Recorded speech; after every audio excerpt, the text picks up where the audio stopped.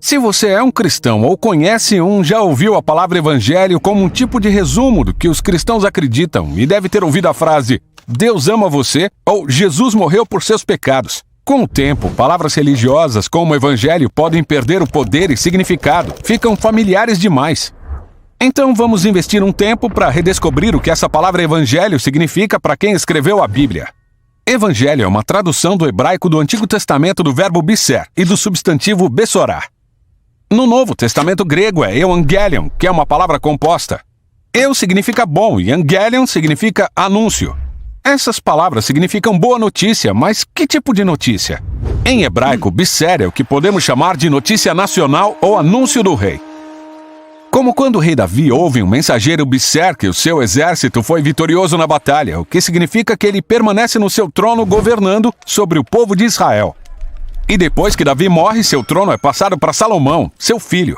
E quando ele foi declarado rei em Jerusalém, um mensageiro espalhou a Bessorá, dizendo que existia um novo governante no poder. Depois da morte de Salomão, veio uma sequência de reis que eram más notícias, e a corrupção deles levou a nação à autodestruição.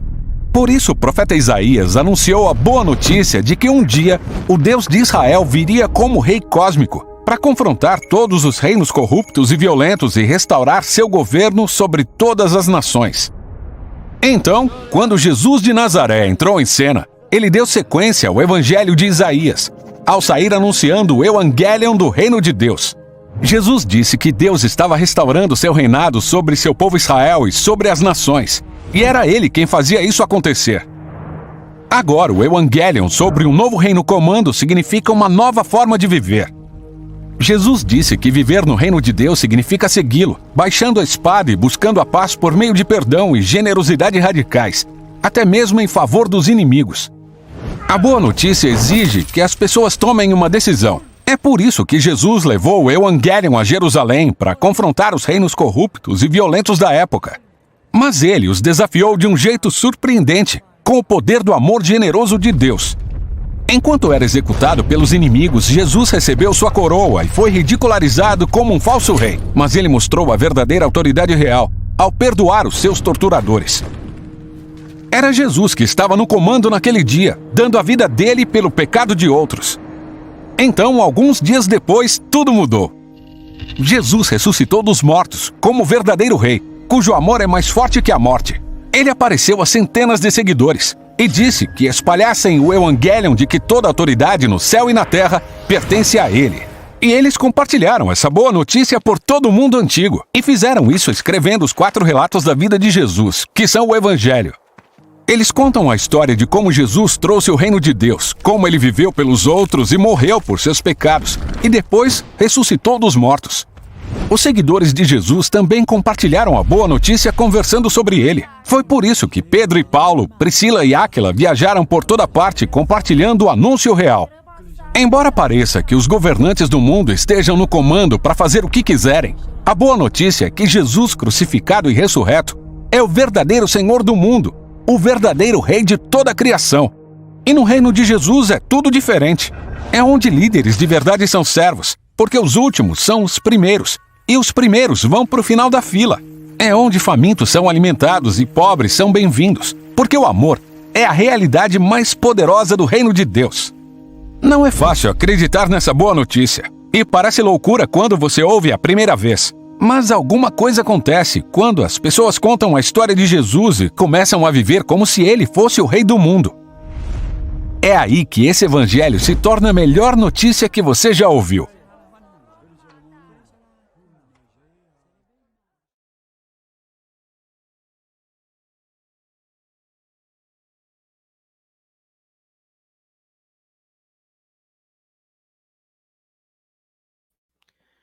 Bom dia, irmãos e irmãs, a graça e a paz do nosso Senhor e Salvador, Cristo Jesus.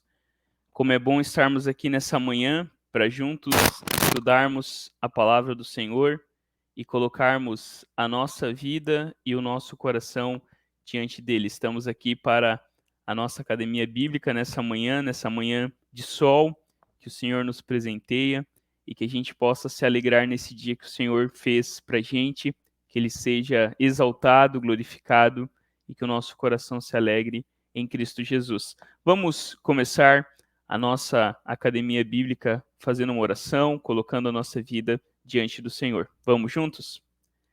Pai bendito, nós te louvamos pela noite que o Senhor nos deu de descanso, que nos lembra do teu amor, do teu cuidado, que nos lembra que a nossa vida, Deus, ela não depende tudo da gente, pelo contrário, a gente depende em tudo do Senhor. Que em nome de Cristo Jesus, a cada dia a gente aprenda a descansar em Ti e que esse descanso nos leve a viver uma vida que realmente vive para a glória do Senhor. Que a gente gaste o nosso tempo, os nossos recursos, os dons e talentos, as bênçãos que o Senhor tem nos dado nesta vida para a Tua glória, para a alegria do nosso coração e para servir as pessoas que estão à nossa volta. Nos lembra da Tua boa nova e que a nossa vida possa realmente, Deus, deixar ainda mais bonito o Teu Evangelho. Que por meio de uma vida transformada, que por meio de um caráter sob o jugo de Jesus, a nossa vida possa realmente enaltecer a Tua grandeza, a Tua sabedoria, a Tua graça e o Teu poder. Nos ensine, Deus, nas nossas casas, nas nossas famílias, como veremos nessa manhã, a viver a nossa vida para a Tua glória. É em nome de Cristo Jesus que nós oramos. Amém e amém. Amém. Meus irmãos, minhas irmãs, como é bom estarmos aqui para juntos, não é, estudarmos a palavra do Senhor. E hoje nós vamos continuar refletindo, então, na nossa academia bíblica sobre esse tema tão importante que Tito traz a nós, que é a igreja que queremos ser. Esse é o tema daquilo que a gente tem refletido e hoje já é o 6º encontro, né? Nós tivemos 5 encontros falando sobre o primeiro capítulo de Tito e hoje a gente entra no capítulo 6. E no capítulo 6, no capítulo 2, a palavra do Senhor nos diz assim: ouça com fé, está aí projetado também para você acompanhar. Mas você ensine o que está de acordo com a sã doutrina. Quanto aos homens idosos, que sejam moderados, respeitáveis, sensatos, sadios na fé, no amor e na perseverança.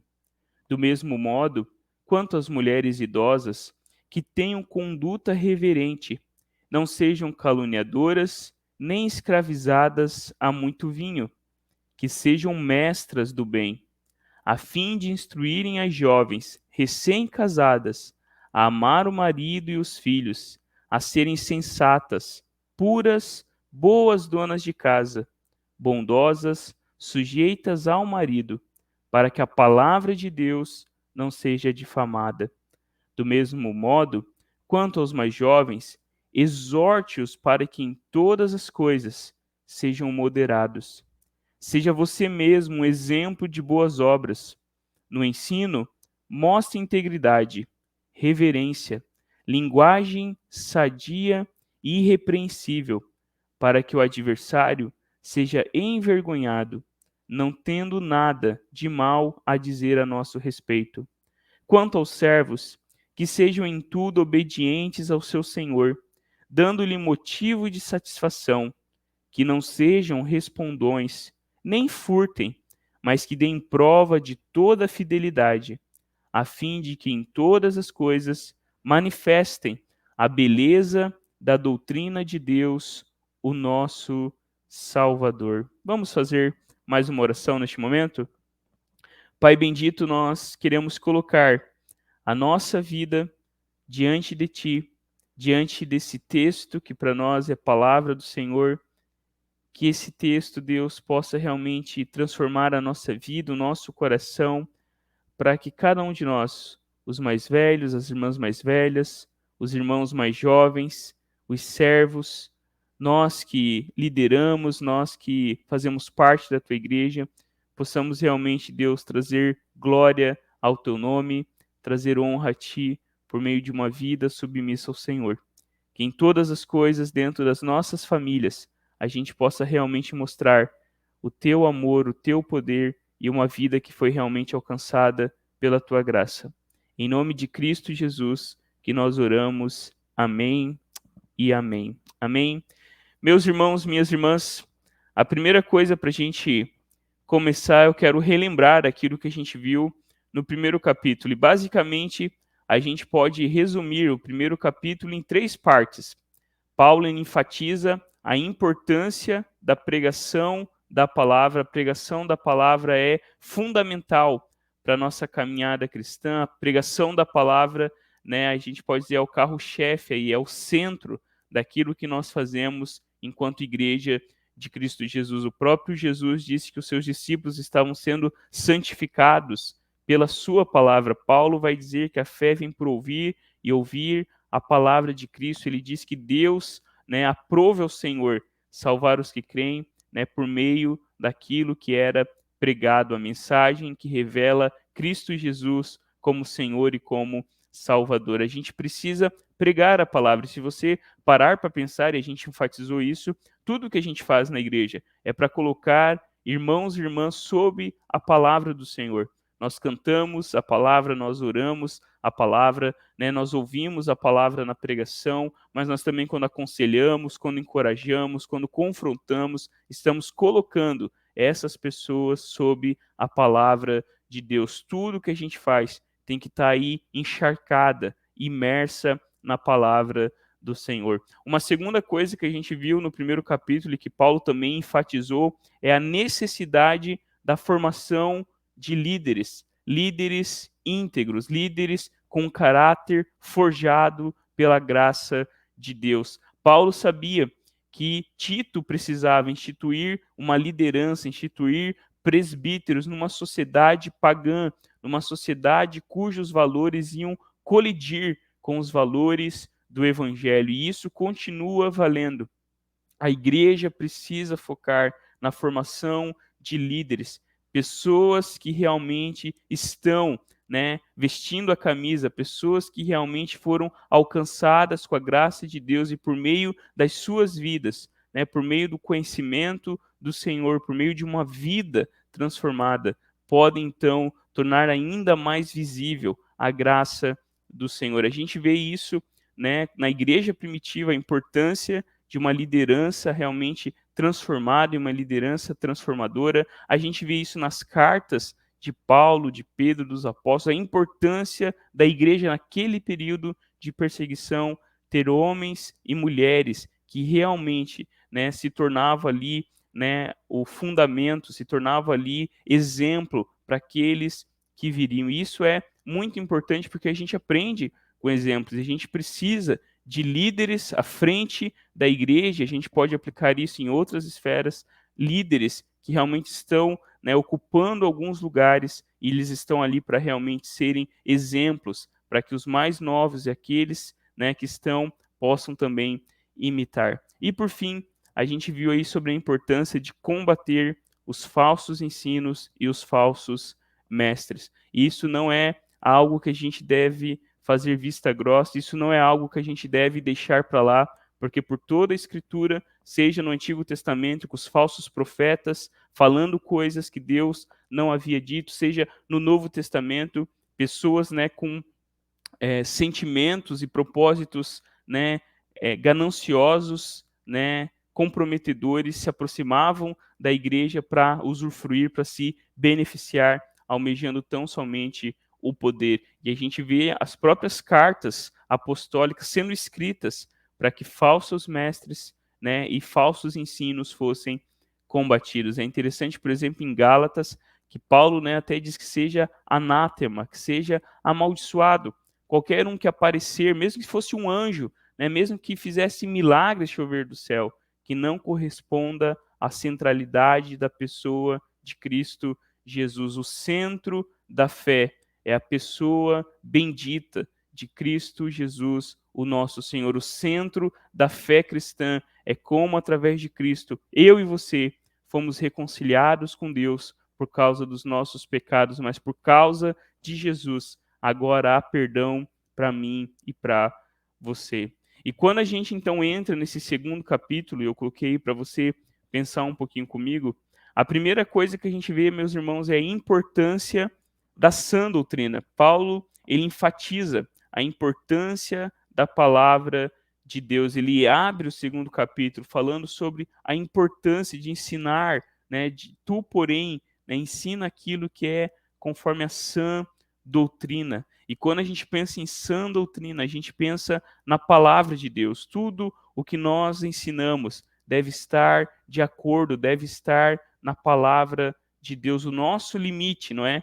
É Gênesis, Apocalipse. O nosso limite é essa grande história, essa grande narrativa, a aliança de Deus, o reino de Deus presente na Escritura. Nós devemos ensinar e nós somos sustentados pela sã doutrina. Mas quando a gente pensa na sã doutrina, a gente pensa também no Evangelho.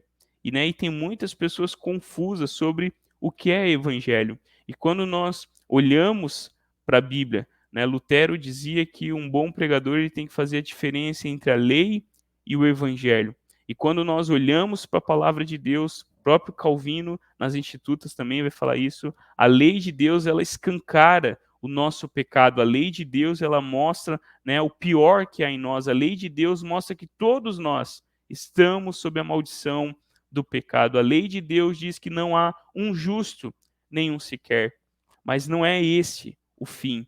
O fim é que Deus, na sua misericórdia, no seu amor, por tanto que nos amou, e sendo tão bondoso, na pessoa de Cristo Jesus, ele perdoa os nossos pecados, ele nos tira do império das trevas e nos traz para o reino do seu amor por meio do seu Filho. O Evangelho precisa ser enfatizado. O Evangelho é boa notícia.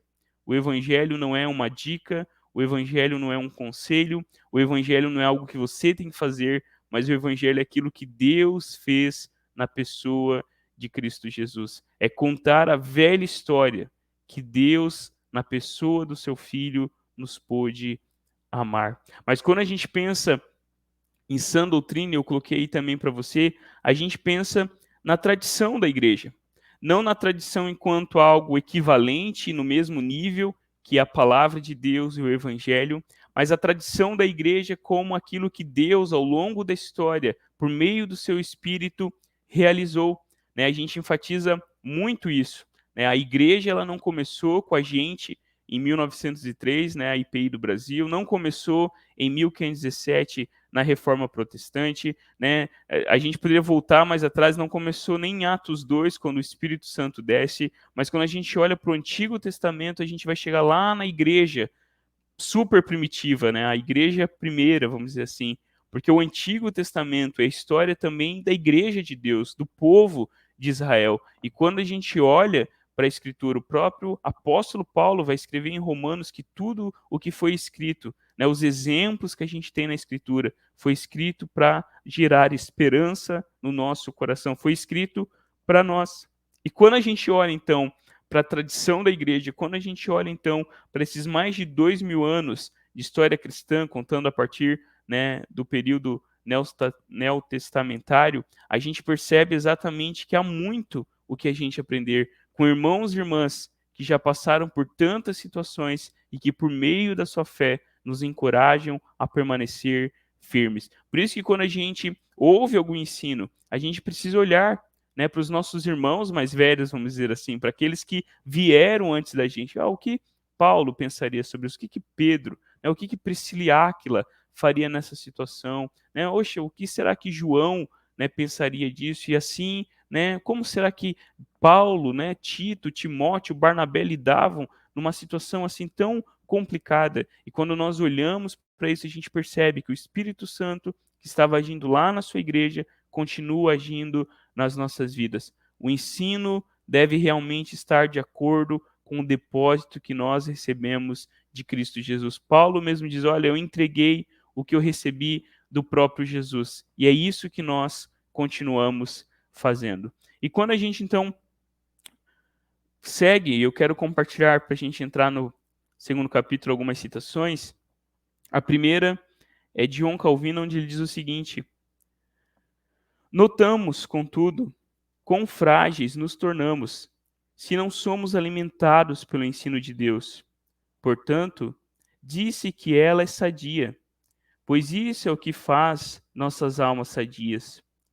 Justamente como nossos corpos são mantidos em boa condição graças à nutrição regular, assim nossas almas são sustentadas pela sã doutrina, a qual serve não só de alimento, mas também de medicina, pois nos saturamos de males que são piores que enfermidades. Devemos ser purgados se queremos ser curados deles.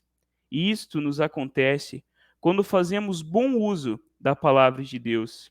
É por isso que Paulo tem razão em descrevê-la como sã, pois deseja demonstrar o efeito que ela exerce em nós. Ela nos restaura quando estamos doentes e nos mantém sadios, de modo que passamos a ter força de engajar-nos no serviço de Deus. Nada nos impede de ser purificados de nossos erros e da contaminação que nos afasta da vereda certa.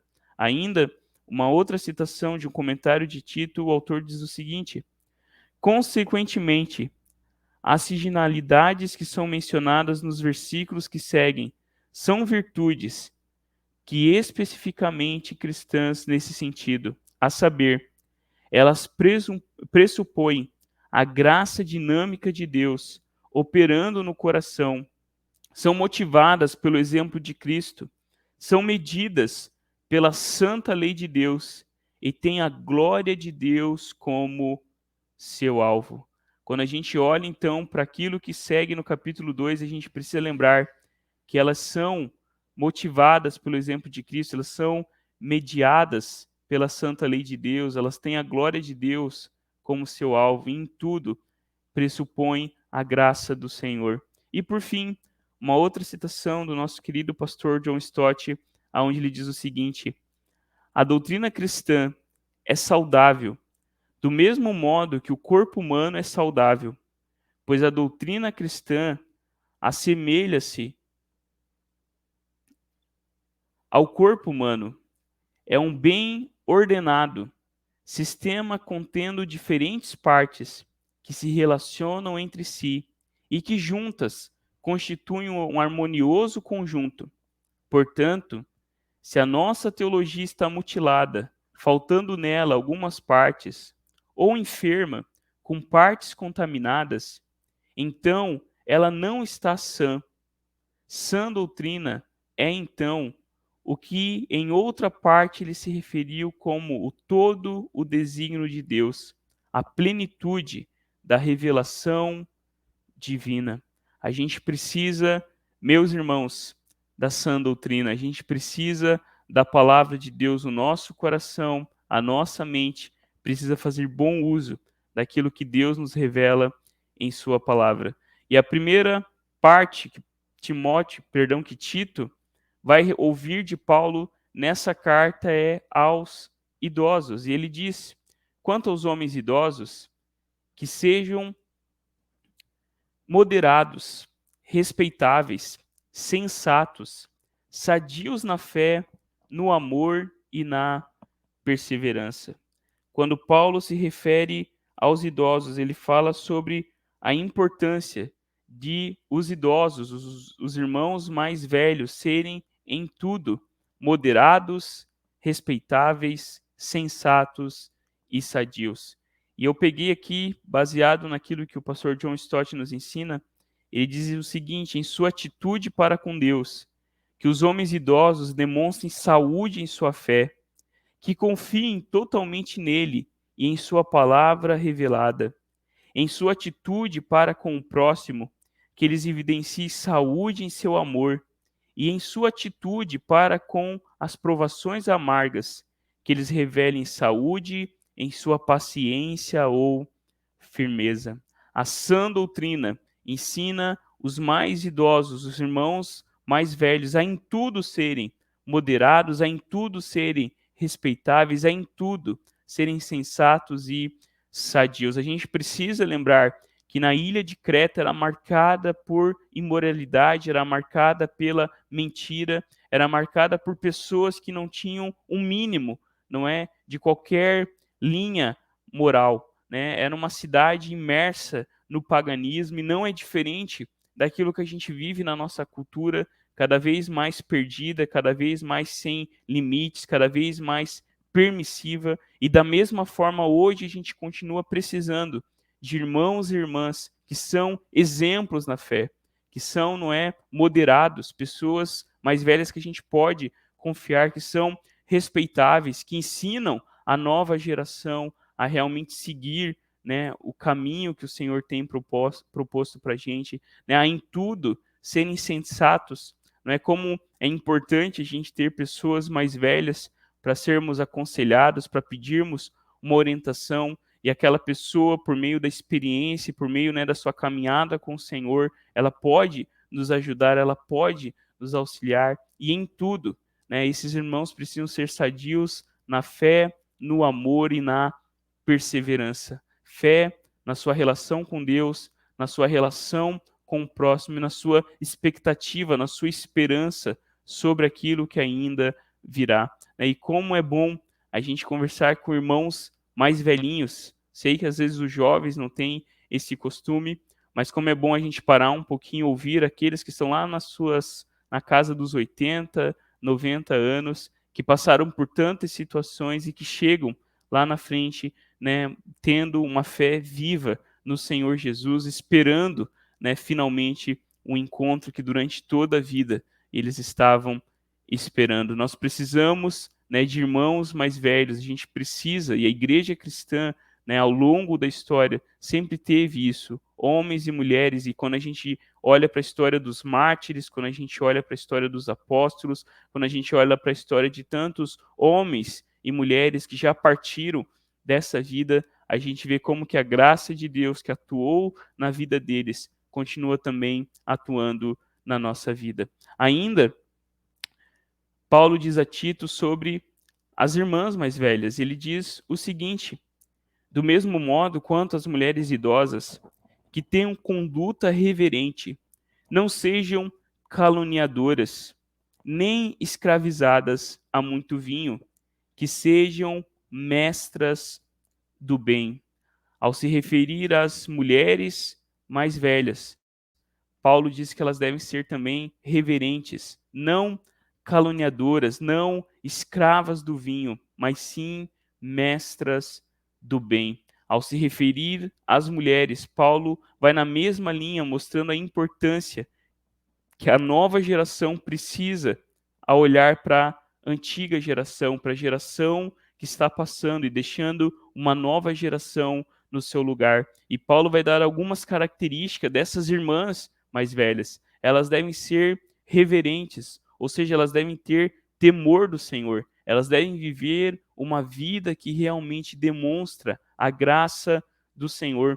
Paulo diz ainda, né, uma coisa muito importante sobre a questão da língua, da calúnia, da difamação. E Paulo diz, né, que as mulheres não devem ser caluniadoras, não devem contar mentiras, não devem espalhar boatos. Pelo contrário, em outras situações ele diz que as mulheres devem realmente, né, expressar a graça de Deus. Paulo nos ensina que a nossa boca deve ser usada para a glória do Senhor. Nós devemos usar as palavras, nós devemos usar, né, esse dom, podemos dizer, né, tão bonito que Deus nos deu, que é a fala, que é a linguagem, seja, né, por meio da oralidade ou de outras linguagens corporais que a gente tem, mas a gente deve usar não para caluniar, não para levantar falso testemunho, mas sim para expressar a graça de Deus, abençoar aqueles que estão à nossa volta. E como a gente precisa de irmãs que abençoam outras vidas, não irmãs, né, que maldizem, não irmãs que caluniam, mas sim irmãs que usam a sua boca para expressar e manifestar a graça do Senhor. Paulo ainda diz, né, nem escravas do vinho. Né? Naquela cultura e na nossa cultura não é diferente. A gente precisa lidar com algumas situações que se tornam vícios, que nos tornam escravos, e a gente precisa deixar isso. Tudo aquilo que se torna indispensável na nossa vida, tudo aquilo que se torna um vício, tudo aquilo que a gente precisa ter, a gente se tornou escravo daquela situação. E num período, né, que tanto homens como mulheres, né, participavam de tantos rituais estranhos, Paulo chama as mulheres a não serem escravas do vinho. Percebo que ele fala isso aos presbíteros também. É um ensino, né, que abrange a todos nós. E nós não podemos ser escravos de nada, de nenhum vício, né? Aquilo que realmente nos domina, aquilo que começa a interferir na nossa vida comum. E por fim, ele vai falar de algo muito importante. Ele vai falar que as mulheres mais velhas devem ser mestras do bem. E sobre isso, eu coloquei uma citação do pastor John Stott, onde ele diz o seguinte: a palavra grega usada aqui é kalodidaskalos, que significa mestre do bem, professor de boas coisas. A palavra não se refere à instrução formal, mas sim ao conselho e encorajamento que elas podem dar em particular, pela palavra e exemplo. Não se trata aqui de um ensino formal, mas de uma pedagogia que se desenvolve na urdidura da vida. Como nós precisamos que as irmãs mais jovens, que as moças da igreja olhem para as irmãs mais velhas e essas irmãs sejam exemplos na palavra e na conduta. Como é interessante quando a gente pensa em tantas situações que envolvem a vida dos mais jovens e a gente olha para aqueles que já passaram pelos 20, 30, 40 anos e esses irmãos eles podem nos encorajar por meio da palavra, por meio do exemplo, e as meninas precisam, né, num tempo em que os modelos, os exemplos são aquilo que está na tela, do outro lado ensinando e levando tantos jovens a seguir por caminhos sem qualquer limite, né, a seguir por caminhos, né, que, como diz o autor de Provérbios, que parece de vida, mas que o fim, a gente sabe, são caminhos de morte. As meninas mais jovens, as moças, as adolescentes, precisam de mulheres, né, de mulheres que caminharam com Cristo Jesus e que mostram, né, pela graça de Deus, que é possível sim viver uma vida para a glória de Deus e encontrar prazer, alegria, sentido pleno, não quando a gente segue o nosso próprio coração, mas quando a gente segue a palavra do Senhor. Mas ainda Paulo ele continua, ele fala também sobre os mais jovens, perdão, as mulheres mais jovens, ele diz o seguinte: a fim de que destruírem as jovens recém-casadas, a amar o marido e os filhos, a serem sensatas, puras, boas donas de casa, bondosas, sujeitas ao marido, para que a palavra de Deus não seja difamada. Quando a gente pensa sobre esse ensino do apóstolo Paulo, tinha talvez o mesmo, né, significado naquele período em que não havia qualquer questão moral, né, em vigência, né, era uma sociedade que estava ali dada aos seus próprios instintos carnais, e Paulo ele vai falar sobre a importância das mais jovens e ele vai elencar algumas coisas que a gente colocaria como algo tão, né, banal, tão comum, né? A gente, mas isso aí o que que tem de especial, né? Mas Paulo vai falar que as irmãs mais velhas, elas devem ser reverentes, elas não devem ser caluniadoras, elas não devem ser, né, escravas do vinho, elas devem ser mestras do bem, para que as mais jovens sejam instruídas a quê?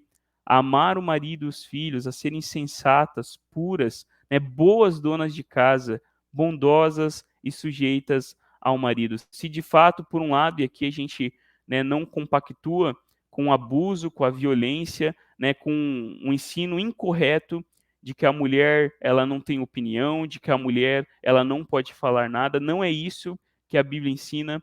Qualquer relacionamento, não é que a mulher ela tem que se rebaixar. Isso não é um relacionamento bíblico, porque a palavra de Deus nos ensina de forma cabal que homem e mulher foram criados à imagem de Deus, têm o mesmo valor, têm a mesma dignidade, não tem um valor menor um do que o outro, né? Por um lado, numa sociedade que a gente vive, a gente deve sim combater homens cristãos, não é, que têm uma visão totalmente equivocada do que é o papel da mulher, de qual é o seu papel. Meus irmãos, é muito simples de resolver. Homem e mulher, o casamento simboliza a relação de Cristo e a igreja. O marido exerce, ele, né, ele torna visível, ele torna palpável o papel de Cristo. E o papel do marido é amar a esposa, como Cristo amou a igreja. Quando o marido ama a sua esposa, a esposa floresce. Submissão não é escravidão, não é sujeição, mas submissão é ambos estarem na mesma direção, na mesma missão. Até porque aquele trecho da carta de Paulo que fala, né, das mulheres serem submissas ao marido começa dizendo: sujeitem-se uns aos outros em Cristo. Ambos estão, como discípulos, em sujeição ao domínio, ao discipulado de Cristo Jesus. Ambos estão sob o senhorio de Cristo Jesus. E quando, né, Paulo ensina, e isso continua sendo importante, a gente precisa ensinar as mulheres a amarem o marido e os filhos. Numa geração que cada vez mais, por vários fatores, o casamento é desprezado, a maternidade é desprezada, a gente é encorajado a incentivar essas coisas como bênção de Deus. Enquanto eu estava pensando nisso, eu lembrei de duas situações. Primeiro, o Salmo, né, que vai falar que bem-aventurado é o homem que teme ao Senhor, né, aquele que a sua mulher é como, né, uma videira, os seus filhos, né, como parreira. Feliz é o homem, né, que enche a sua aljava de filhos, não será envergonhado, né, quando tiver que enfrentar o inimigo. O salmista enaltece a vida familiar como bênção de Deus. Vejam que aqui novamente Paulo ele encoraja, ele incentiva, irmãos, que vida familiar é o auge. Viver como marido, como mulher, ter filhos, não é? É para Deus bênção sem fim. E uma segunda situação que eu lembrei quando estava pensando sobre isso foi um pastor que eu sigo nas redes sociais, inclusive eu recomendo, Guilherme de Carvalho, principalmente sobre a questão da fé pública. Esse pastor, né, ele escreve até num jornal sobre a relação da fé cristã e a cultura, e ele postou dizendo que a sua filha, né, estava grávida, e ele colocou assim: subi na vida. Eu subi na vida, porque agora eu não sou mais só filho, pai, mas agora eu sou avô.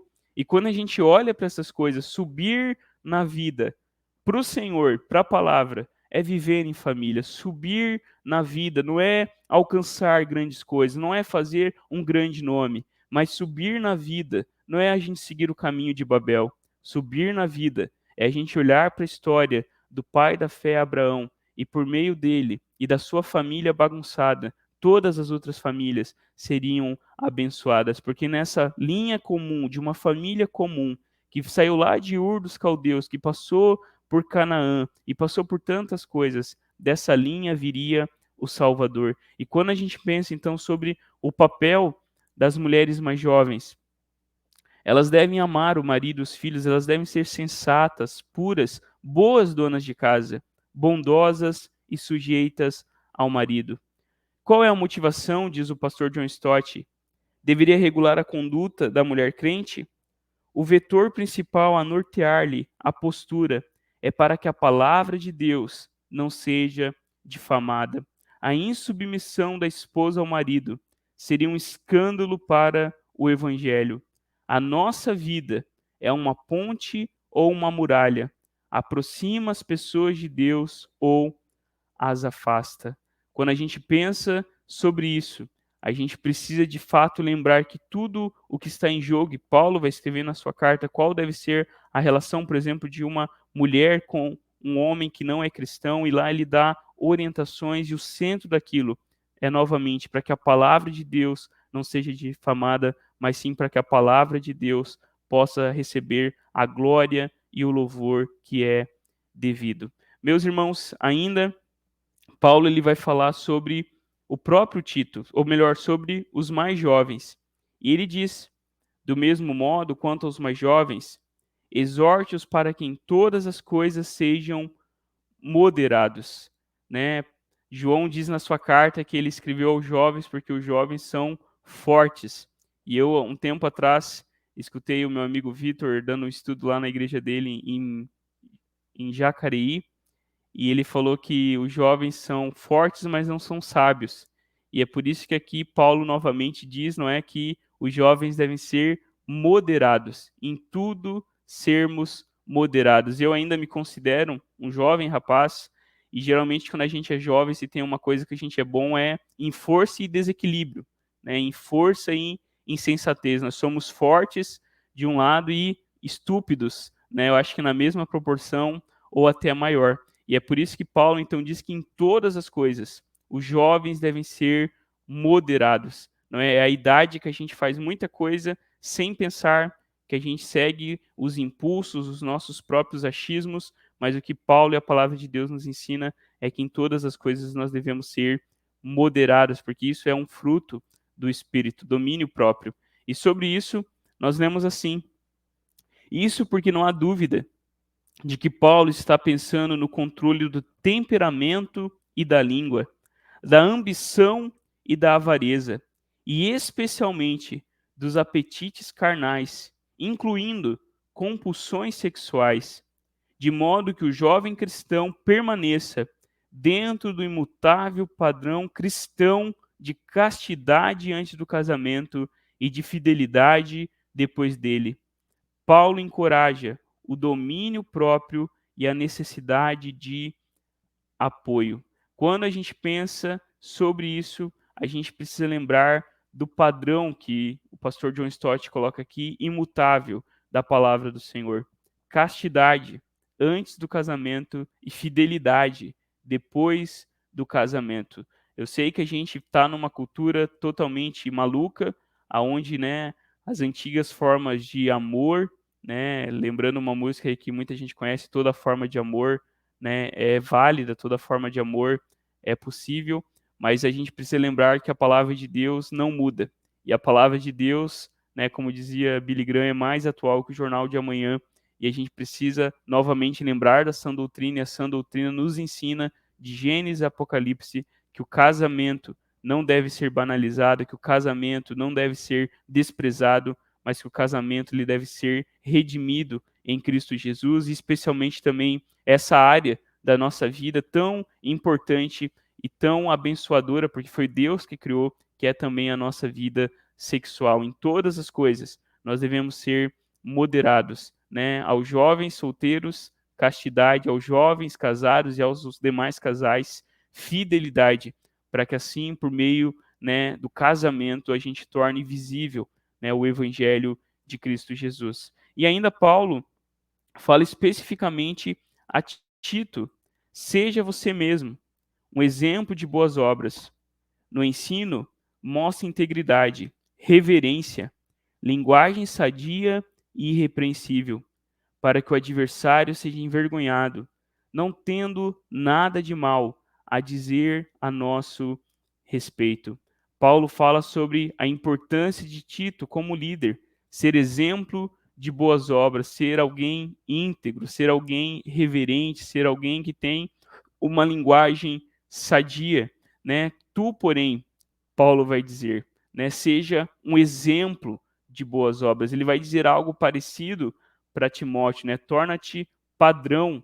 E nós precisamos, irmãos e irmãs, mais do que nunca, termos homens e mulheres que são exemplos a serem seguidos. A olhar, sim, né, para maus exemplos, a gente tem isso ao longo da Bíblia, mas a gente se apegar e encher o nosso coração com tantos e tantos exemplos bons que a gente tem na palavra do Senhor. E sobre isso, Tito tinha, entretanto, que influenciar os rapazes de Creta, não apenas com seu exemplo, mas também com o seu ensino.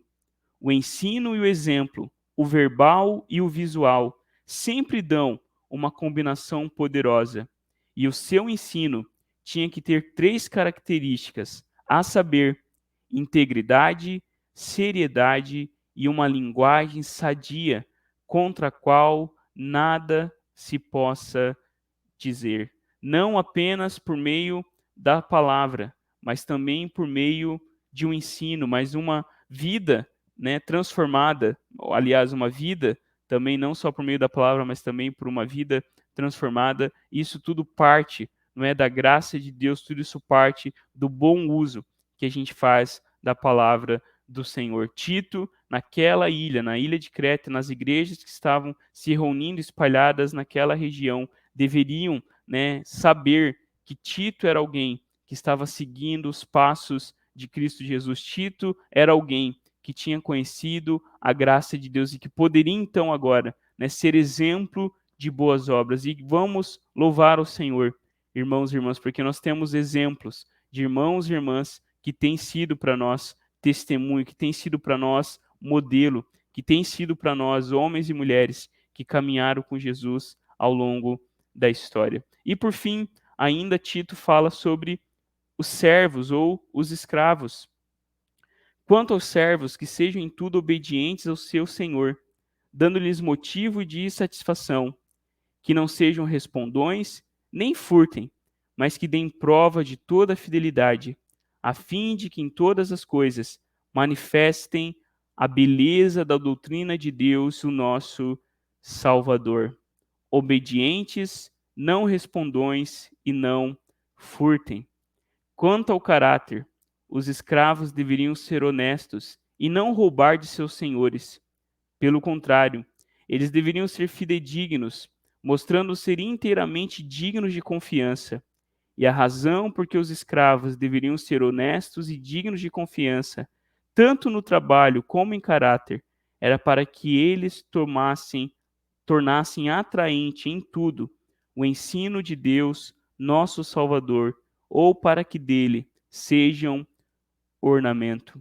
Da mesma maneira, os servos, os escravos, e a gente precisa lembrar que era uma cultura que tinha a mão de obra escrava, e a gente aqui precisa ser um pouquinho sábio, equilibrado, não tem nada a ver com a escravidão que a gente viveu no Brasil, na Europa, né, com o continente africano. A gente não pode, né, querer colocar as nossas ideias do século XXI lá no início da era cristã. A gente precisa, não é, também não comprar aí essas ideologias e teologias, né, identitárias que afastam a gente da sã doutrina. Né? Esse é um assunto que eu não vou entrar aqui explicar, não é qual que é a relação da Bíblia e da escravidão, e a gente vai perceber que ao longo da Bíblia o que aconteceu foram, não é, desvirtuamentos, corrupções, porque o próprio livro de Gênesis vai dizer que todo homem e toda mulher foi criado à imagem de Deus. Na verdade, a ideia da dignidade humana, que todo homem, toda mulher, independentemente de qualquer coisa,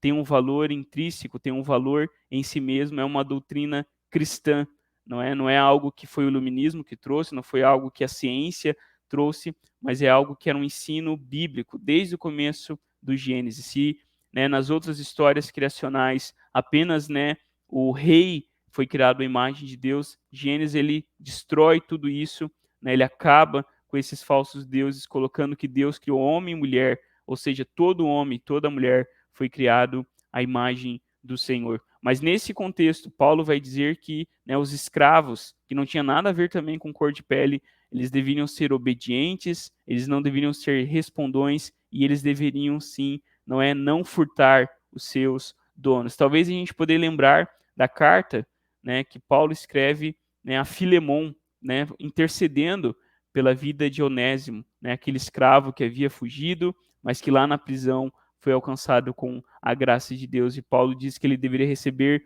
não mais como um escravo, mas sim como um irmão no Senhor. A gente pode aplicar isso nas nossas relações, não é, enquanto profissionais, a sermos obedientes em tudo, né, a sabermos, por mais que isso é questionável, né, em todas as situações, né, que aquele que é o nosso chefe, aquele que é o nosso gestor, aquele que é o nosso líder, a gente deve sim obediência, a gente deve, né, tratar com respeito, a gente deve sim se submeter às ordens, afinal a gente assinou um contrato e está ali para trabalhar, a gente não deve ser respondão, não é ficar criticando, ficar, né, resmungando, né, e isso a gente vê acontecendo muito, e como cristãos a gente não deve responder, e aqui eu até colocaria, né, não deve ficar falando mal da empresa, falar mal do patrão, né, principalmente a gente que é cristão, a gente deve abençoar o lugar que a gente trabalha e não enaltecer os problemas e as coisas negativas, e também não furtar. Né, naquele período era comum, ao longo da história, era comum as pessoas roubarem umas às outras, e Paulo diz, olha, não furtem, pelo contrário, né, que a vida de vocês seja de fato um ornamento para a glória do Senhor. Que a nossa vida enquanto trabalhadores, né, possa também, né, enaltecer a graça de Deus, a glória de Deus que nos alcançou na pessoa de Cristo Jesus. Amém? Meus irmãos, eu quero terminar com essa citação, o tempo já está passando, aonde o pastor John Stott diz o seguinte: por 3 vezes, ao tratar nesses versículos do comportamento cristão de diferentes grupos de pessoas, Paulo deixa transparecer sua constante preocupação quanto ao efeito do testemunho cristão perante o mundo não cristão. Por 2 vezes, ele se refere-se à doutrina cristã. As esposas jovens teriam que ser puras e bondosas, para que a palavra de Deus não fosse difamada. Os escravos domésticos deveriam ser honestos e confiáveis, para que o evangelho se adornasse ou se embelezasse. Essa é a alternativa. A doutrina cristã é a doutrina de salvação, uma gema chamada de ensino de Deus nosso Salvador. Assim, ou não damos evidência alguma de salvação, caso em que a pedra preciosa do Evangelho perde todo o seu brilho, ou então damos uma boa evidência da salvação, vivendo uma vida que manifeste a glória de Deus, de forma que essa joia fique brilhando com um fulgor bem maior. A nossa vida pode dar um ornamento ou um descrédito ao Evangelho. E eu termino com esse desafio para mim e para você. A nossa vida, ela realmente é um ornamento ao Evangelho, ou a nossa vida é um descrédito ao Evangelho? Que a graça de Deus possa realmente levar a gente, enquanto homens e mulheres mais velhos, homens e mulheres mais jovens, enquanto servos, enquanto trabalhadores, a viver para a glória do Senhor e manifestar o seu poder. Vamos orar?